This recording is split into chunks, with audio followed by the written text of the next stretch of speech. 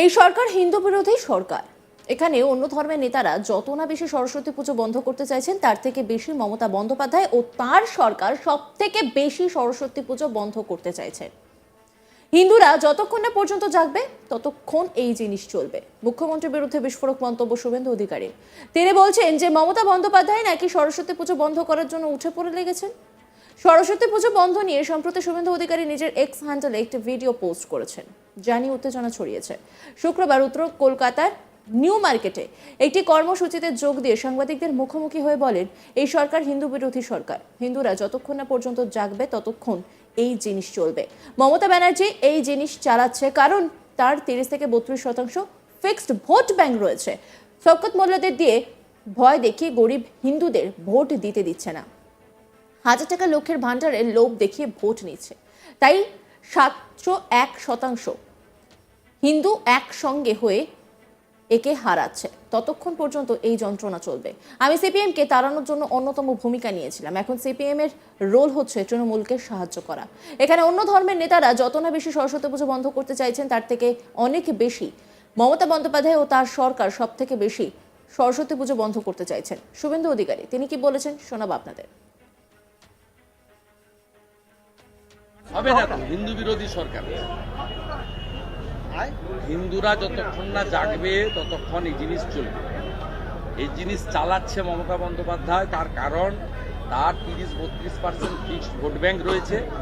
বাকি গরিব হিন্দুদেরকে কোথাও শওকত মোল্লাদের দিয়ে ভয় দেখিয়ে ভোট দিতে দিচ্ছে না, কোথাও 1000 টাকার লক্ষ্মীর ভান্ডারের লোভ দেখিয়ে ভোট নিচ্ছে।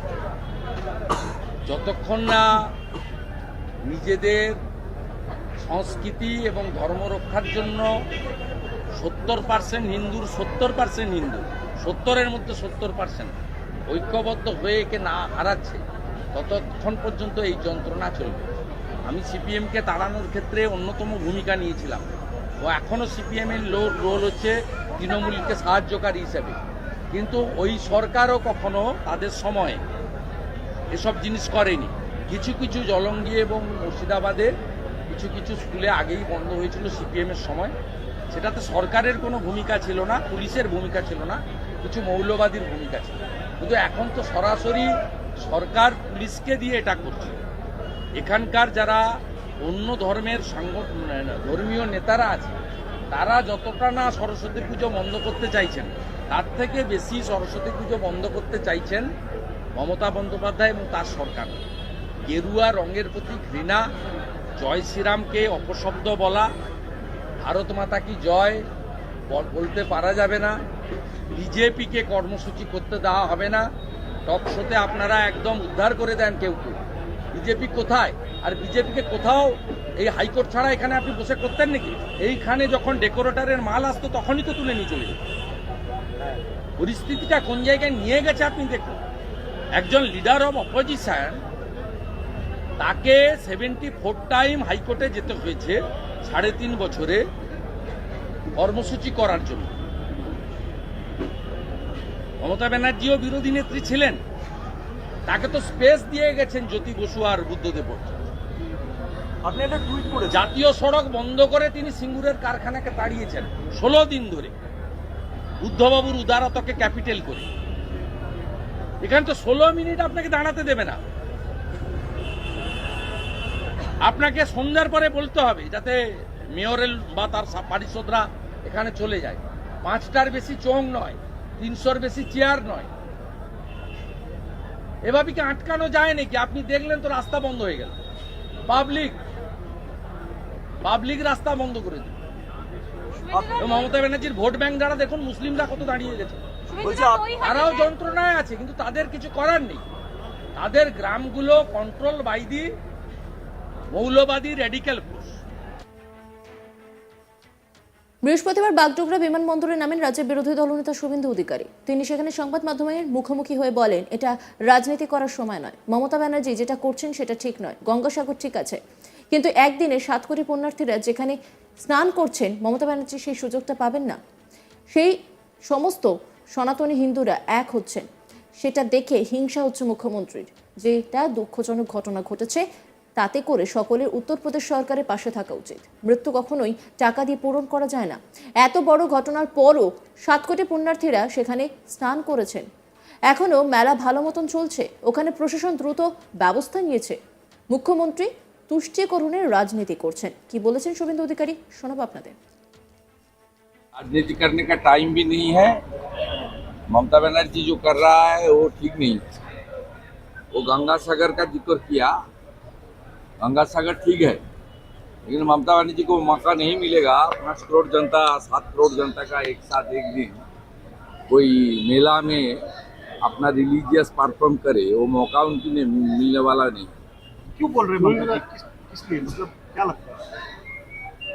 देखिए, ये लोग तो सनातनी का जो इतना बढ़िया कार्यक्रम, सब हिंदू एक हो रहा है, सब हिंदू एक साथ नहा रहा है, इतना बढ़िया अरेंजमेंट, उनको ये लोग को तो उसका जेलसी हो रहा है due to their own political agenda and high appeasement politics. और बाकी यही दुखद घटना जो हुआ उसमें तो सब लोग को उत्तर प्रदेश सरकार का साथ रहना चाहिए। 25 लाख का मुआवजा भी घोषणा किया गया है। 25 लाख का मुआवजा भी घोषणा। वो तो ठीक है, डेथ कॉम्पनसेशन तो रुपया में नहीं होता है, लेकिन योगी जी का एडमिनिस्ट्रेशन तुरंत जो कार्रवाई किया, बाकी इतना बड़ा हादसा का बाद भी कल रात 8 बजे तक 7 करोड़ लोग ने पुण्य स्नान किया। अभी भी मेला बहुत अच्छा तरीके से चल रहा है। जो त्रिवेणी संगम और मेला को लेकर जो हमारी आस्था का जो पावन पर्व है, उसके कोई ज़्यादा असर नहीं पड़ा। और एडमिनिस्ट्रेशन तुरंत जो सेंसिटिव एडमिनिस्ट्रेशन का जो रोल होना चाहिए वो रोल निभाया। ममता बनर्जी राजनीति से प्रेरित घटिया बात बोल रहा है। इसमें सब सनातनी को मालूम है। ममता बनर्जी और अरविंद केजरीवाल से लेकर ये लोग किस तरीके से अपीजमेंट पॉलिटिक्स करता है, तुष्टीकरण का राजनीति करता है। এই সরকার হিন্দু বিরোধী সরকার।